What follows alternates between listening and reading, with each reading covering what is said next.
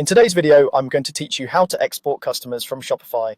If you need a clean list of your customers for marketing, reporting, or a quick backup, exporting from Shopify is fast and straightforward.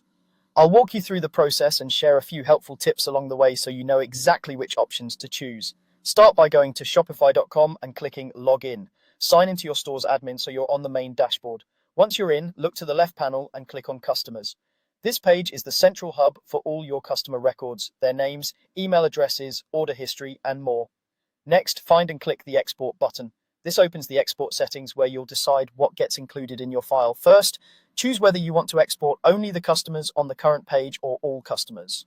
Current page means exactly what you're viewing right now, so if you've narrowed the view or scrolled to a specific set, that's what you'll get. If you need a complete list, choose all customers to capture your entire database. Now, decide which fields to include. You can include customer tags, meta fields, or both. Tags are simple labels you might use for segments like VIP or wholesale, which can be helpful for targeting in email tools. Meta fields are custom data points you or your apps may have added, and they're useful if you track extra customer details. If you're sharing this file with another system that needs that extra context, go ahead and include them. If not, keeping it lean can make the file easier to work with. Then choose your preferred CSV file format.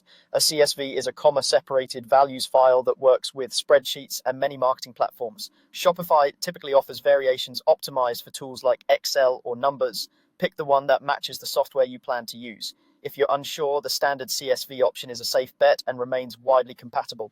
When everything looks right, click Export Customers. Depending on the size of your data, your file may download immediately or be delivered to the store owner's email, so it doesn't slow you down. Once you have it, open the CSV to review the columns and confirm the information you selected is included. And that's it. Your Shopify customers are now exported and ready to use. Thanks for watching, and don't forget to like and subscribe for more practical tutorials.